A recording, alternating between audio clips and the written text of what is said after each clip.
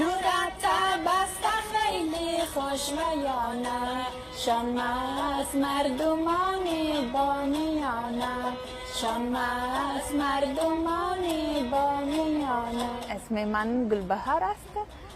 من ایتالیایی هستم و 33 سال دارم و شغل من بیبی‌سیتر است در ایتالیا. چند سال گذشته من موسیقی در یوتیوب گوش کردم. آنجا یک آهنگ زرگی بود و خیلی خیلی صدای شیرین بود. سوال کردم که این زبان چی است و مردم گفتند که این آهنگ لهجه زرگی است. به خاطر که من این آهنگ بسیار دوست داشتم تصمیم گرفتم که زبان فارسی یاد میگیرم.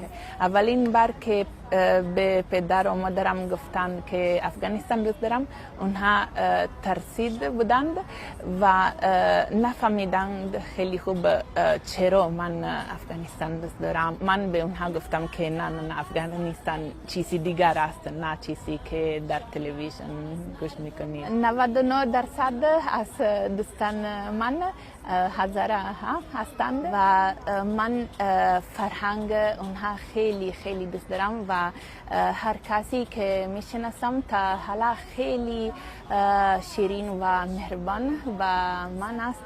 یک دوست من همیشه به من میگوید که تو دایکندی منی. یک روز این تصمیم گرفتم که باید که این کلمات زیبا همیشه با من هستند. یکی از بهترین خاطرات که دارم اولین بار که در کنسرت داوود سرخوش بودم.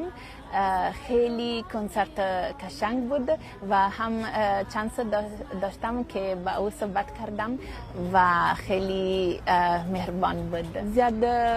خیلی زیاد وقت من ویدیو و عکس از افغانستان میبینم.